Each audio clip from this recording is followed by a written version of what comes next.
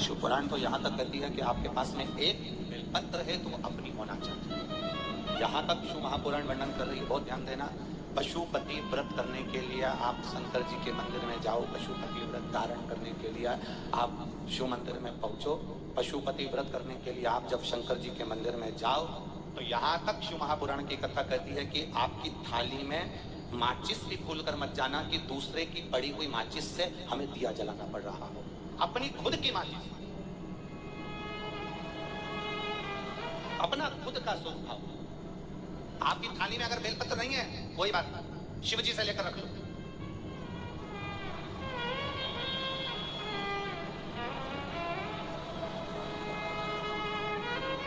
आप बाबा से ले ना। पड़ोसन की थाली में तुमने माचिस देखी हो, तुमने तुरंत पड़ोसन से कह दिया, ए दीदी तुम्हारी माचिस ले लूं क्या, मेरे को दिया लगाना। मांगा किससे?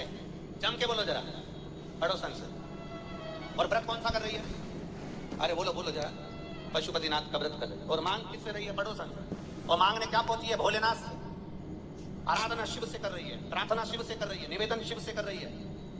पहुंची शंकर के द्वार पर, पहुंची मेरे भोलेनाथ के द्वार पर, और मांग पड़ोसन से रही है।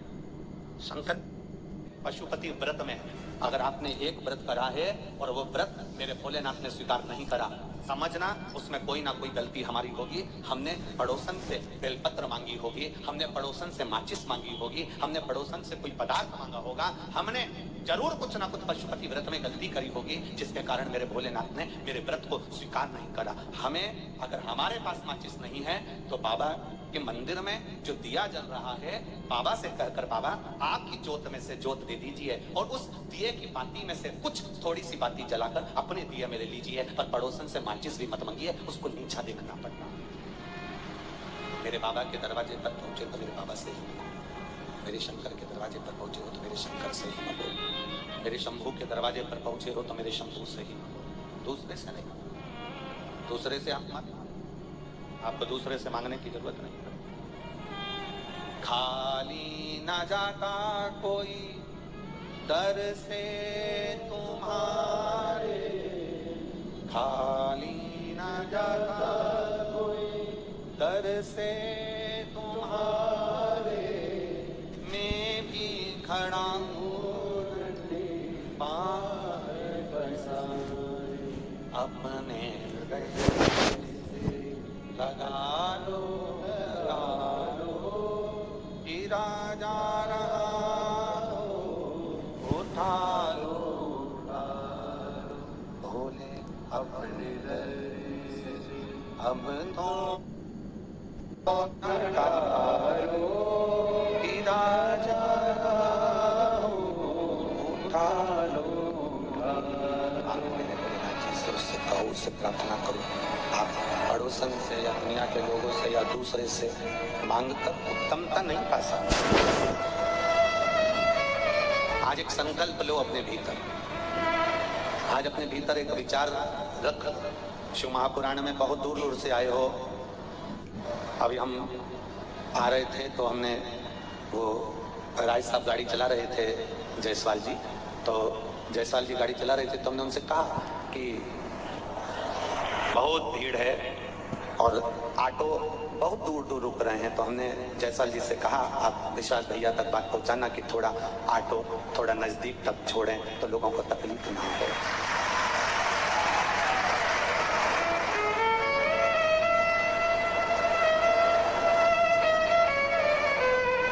तो हमने जायसवाल जी जब गाड़ी लेकर आ रहे थे तो हमने उनसे कहा कि आप विश्वास भैया से कहना कि इधर से जहां से साइड से हम लोग आते हैं तो पुल के पार वहाँ ऑटो रोक दिया जाता है, पूरा पुल चढ़ना पड़ता है, फिर वहाँ से यहाँ तक आना पड़ता है, बहुत लंबा है, बहुत लंबा। प्रयास करना कि हम जानते हैं कि भीड़ बहुत है, बहुत बहुत अपार जनसंख्या में आप लोग यहाँ पहुँचे। कल लगभग 5 लाख से ज्यादा भक्त शिव महापुराण की कथा में थे और आज इससे टेढ़ा हो गया। हम जानते हैं कि आप बहुत संख्या में आए हो। जितने टेंट लगाए गए वो सब आपके भाव के आगे, आपके विश्वास के आगे सब ठीक हैं। और धन्यवाद है विश्वास सारंग जी को जिन्होंने आज टेंट तो बढ़ाया ही, पर जहाँ जहाँ धूप थी वहाँ के भक्तों को कुछ छाते भी बढ़वा दिए, जिससे आप पकड़ कर आराम से कथा बैठ कर सुन सकते। बहुत बहुत साधुवाद है आपको, बहुत बहुत साधुवाद, बहुत बहुत धन्यवाद है। आप अपनी शिव के पास जा रहे हो, भगवान शंकर के पास जा रहे हो, घड़ी के पास जा रहे हो, शिव तत्व को जानने का प्रयास करो। आप बाबा से अपने मन की बात करते थे, विश्वास के साथ। मल्ला जो कि लुटेरा था, लूट रहा था, डाका डाल रहा था, जाने वालों को रोक रहा था, उनसे धन एकत्रित कर रहा था, उनसे कुछ लूट रहा था। शिवरात्रि के दिन वो भंडारा भी कर देता था, पर उसका कोई मोल तक भाई बढ़ाओ रे, बढ़ाओ उसको। शिवरात्रि के दिन उसको लुटा भी देता था। अब पीछे की आवाज बढ़ाओ, आवाज उधर के पब्लिक के लिए। मल्ला लुटा देता, पर शिव पुराण एक बात कहती है कि अपना अपने को देना, अपना अपने को प्रदान करते चले। एक पति पत्नी का जो भाव होता है ना, पति अगर 500 रुपए जेब में से निकाल कर दान कर रहा होता है तो पत्नी तुरंत सिर पे पल्लू लेकर पति को टच कर लेती है। अब उससे पूछा जाए कि तुमने पति को टच करा, पति 500 रुपए का दान दे रहा था, तुमने टच करा तो इससे क्या होगा? तो गुरुजी दोनों को मिल जाएगा। तो हमारा निवेदन है, जब शादी में पति पत्नी दोनों जाए और पति एक प्लेट उठाए और पत्नी पति को केवल टच करती हुई चली जाए, केवल टच करती हुई चले जाए। पति रसगुल्ला खाए और पत्नी टच कर ले।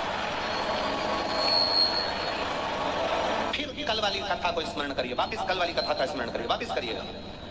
अपने हाथ में खुजा ले तो अपने को खुजाना, अपने को छींक आई तो अपने को बोलते जाओ छींकना, अपने को खांसी आई तो अपने को खांसना, अपने को भूख लगी तो भोजन अपने को करना है, अपने को अगर सिर दर्द हुआ है तो गोली अपने को खाना है, अपने पाँव में दर्द है तो पट्टा अपने पाँव में बांधना है। उसी तरह हमारे कर्म का भोग हमें अपने आप को भोगना है। पड़ोसी कभी नहीं भोगेगा, रिश्तेदार कभी नहीं भोगेंगे, पत्नी और बच्चे कभी नहीं भोगेंगे, कुटुंब कबीले वाले कभी नहीं भोगेंगे। अपने कर्म को भोगना, अपने कर्म का भोग अपने को भोगना, कोई दूसरा नहीं भोग पाए।